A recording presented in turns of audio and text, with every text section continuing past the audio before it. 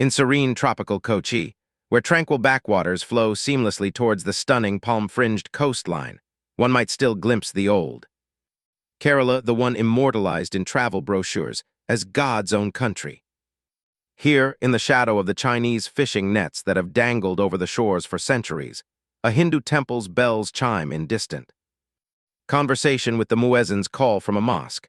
A 16th-century synagogue holds Friday prayers for the last remaining Jews, and an old Latin church rises against the sky like a forgotten relic.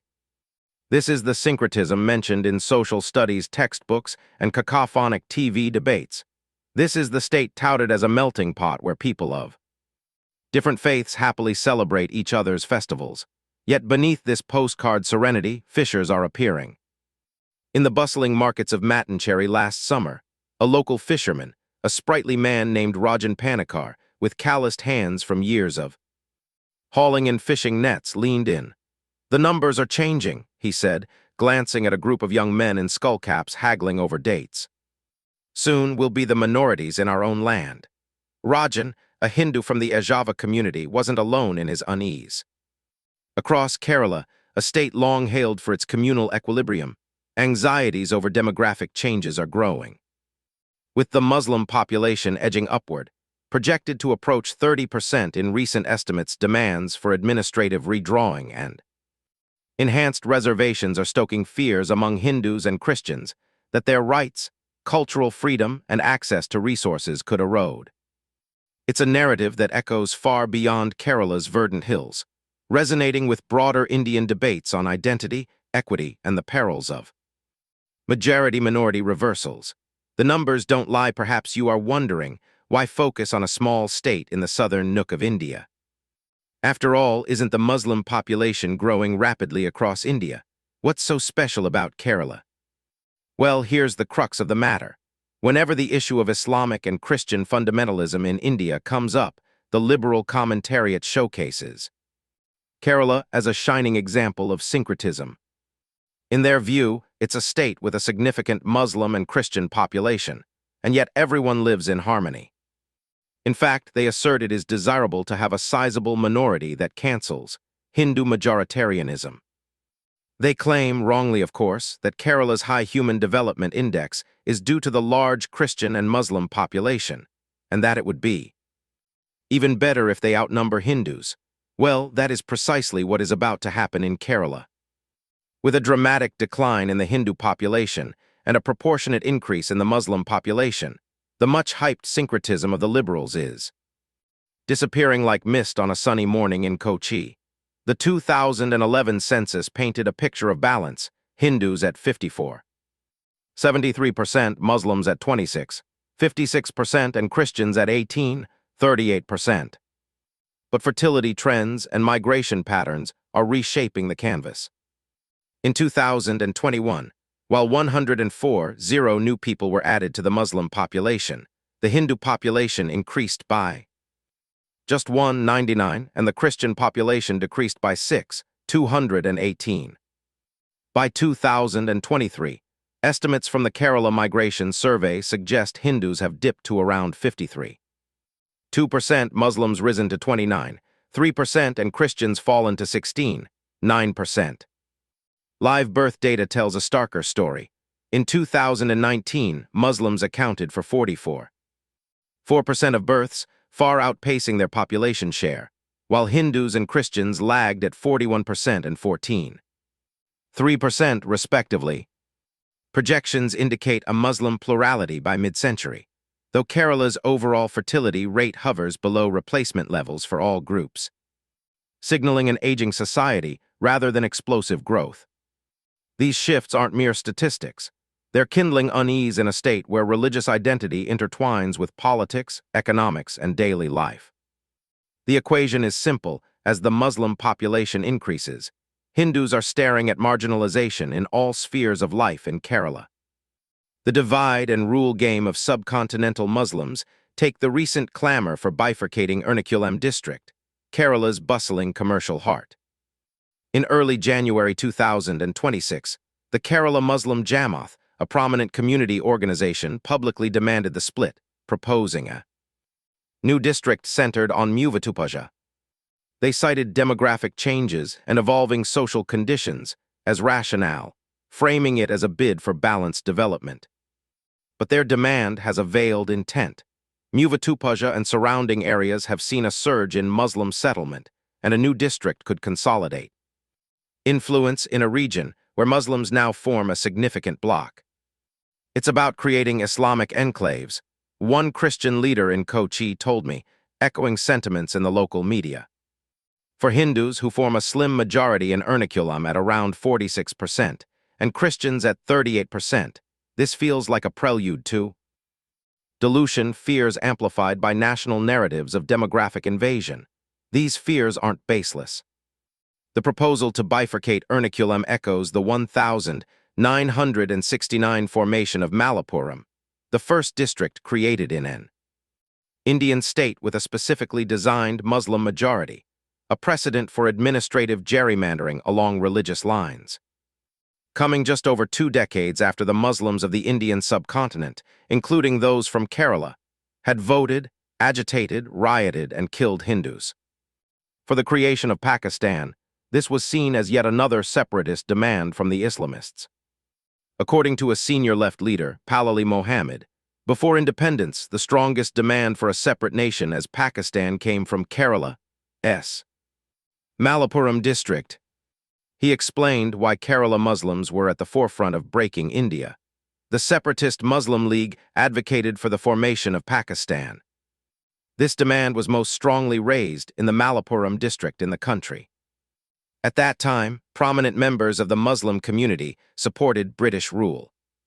Therefore, they received favorable support from the British for their demand for Pakistan. An Islamic grab for community resources compounding these anxieties are the calls for heightened job reservations. Kerala already allocates 10–12% of government posts and educational seats to Muslims under the other backward classes (OBC) framework. Legacy of pre-independence policies, recognizing Kerala Muslims' socioeconomic lags. Yet the community leaders argue this falls short. A 2025 survey by the Backward Classes Development Department highlighted Muslim underrepresentation in state jobs at 13.5%, well below their population share. Demands for a caste census, echoed by the Indian Union Muslim League, IUML, a key coalition partner in the state's opposition United Democratic Front aim to recalibrate quotas, potentially boosting Muslim access to 15–20%. The Muslim view is that this is equity, not favoritism. But for Hindus and Christians, this smacks of minorityism leveraging growing numbers for disproportionate gains, especially as Gulf remittances have elevated many Muslim households economically above national averages. These demands aren't abstract. They're rooted in Kerala's unique history, now strained by modern pressures. The state's syncretic ethos traces to its status as a major entrepot. Arab merchants brought Islam in the 7th century, Syrian Christian refugees. Fleeing the Persian Empire introduced Christianity in the 4th century CE, and Jewish settlers arrived even earlier, around the time of King Solomon. 900 and 7931 BCE, attracted by the spice trade and in much larger numbers as refugees after the destruction of the First Temple, 587 BCE. Intermarriages and shared customs forged a tapestry of coexistence, bolstered by high literacy, over 95%, and land reforms under communist governance since 1957. Yet as Muslim economic mobility surges, fueled by Gulf jobs, remittances, and vast amounts of unaccounted funds from Qatar, perceptions of disparity persist. Hindus, comprising ancient feudal communities like Ajavas and Nairs, fear erosion of their traditional sway in politics and land. Christians, concentrated in central Kerala, worry about cultural marginalization and loss of their significant accumulated wealth from small businesses and large plantations amid declining birth rates. The specter of Kashmir looms large in these conversations. In that 97% Muslim majority region, the Hindu minority Kashmiri Pandits faced exodus amid violence in the 1900 and 90s their properties seized and communities fractured. If Kerala tips Muslim majority, will Hindus become the new Pandits? A Kochi academic pondered, drawing parallels. In Kashmir, Hindus report curtailed political participation and land laws favoring Muslims, echoes that Kerala Hindus and Christians invoke when discussing bifurcation or reservations. Once majority shifts, protections vanish, Rajan the businessman said, his voice laced with resignation. Challenge to coexistence tensions aren't hypothetical but tangible. Krishnendu R. Nath is a non-resident Indian based in Malaysia. During the Islamic fasting month of Ramzan, she was traveling through the Muslim-dominated Malappuram district when she felt sick and needed some lime soda. Her husband's friend checked in most of the shops along the highway but was told, since it is a fasting month, such things cannot be sold. Startled by the reply, Nath herself went out to a shop and confronted a shopkeeper. What is the problem with selling nimbu pani during the fasting season? What will travelers like us who have no fasting do? As per her Facebook post, the answer she got was, "It is not that we don't like to, but our shops will be destroyed if we do that." She went into another shop where she got a similar reply, upon which she exclaimed in anger, "Is this Saudi Arabia?" Author Tufel Ahmed comments, "Coexistence has long been the founding principle of Indian civilization." Understandably, Muslims closed their restaurants in Malappuram and other Muslim-dominated regions of India in daytime during Ramzan. But it is worrying that now it is impossible for Hindus and Christians to open their restaurants in Malappuram during the fasting month or sell eatables in shops not owned by Muslims. Unable to protest, local Hindus have willingly accepted their position as dhimmis, second-class citizens. The Hindu community in Malappuram is now far subdued, far outnumbered by Muslims, says Vivek Vibha, an architect based in Kochi. He reminds us that a few years ago, there were arson attacks on some temples in Malappuram, allegedly by an insane person. But the same insane person couldn't burn a mosque. Ahmed says these incidents are not isolated, but part of a continuing movement of ideas that challenges the coexistence of Kerala's society. For instance, Ansiba Hassan, a Muslim actress from Kerala, faced abuse from Islamist trolls after she posed for a photograph with Buddhist monks.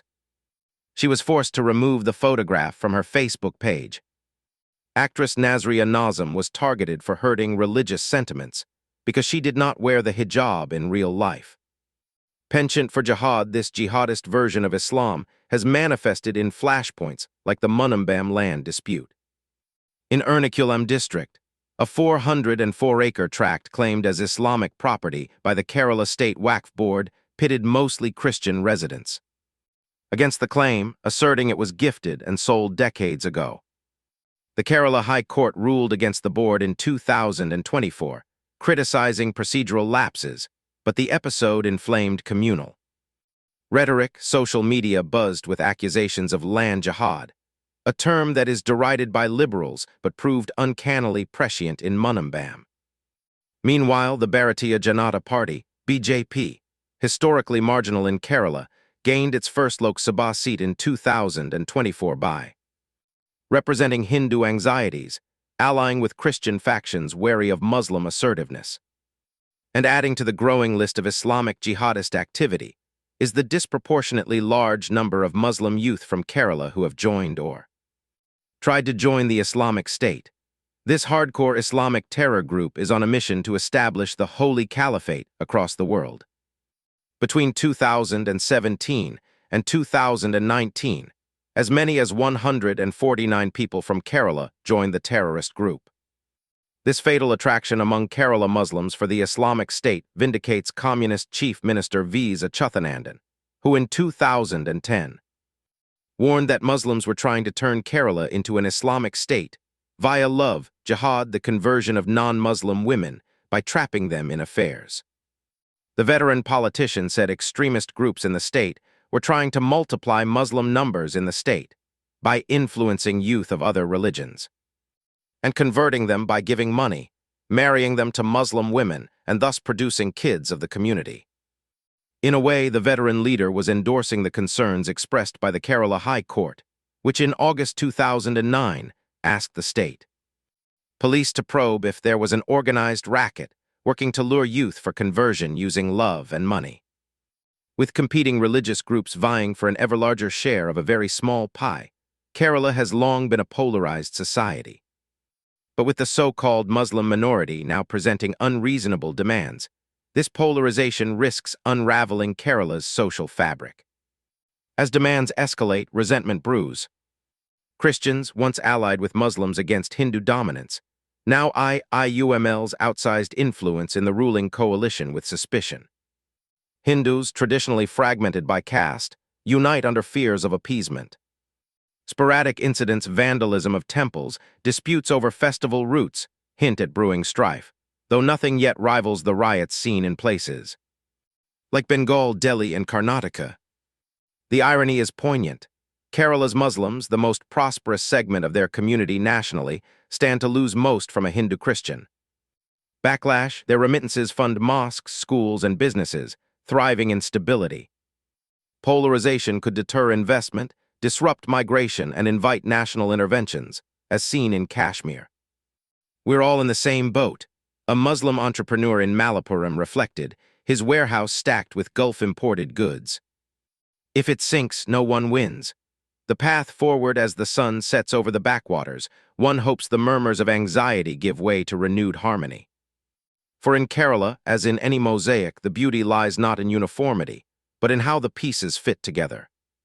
If they fracture, the loss will be irreparable, not just for individuals in Kerala, but for the soul of God's own country.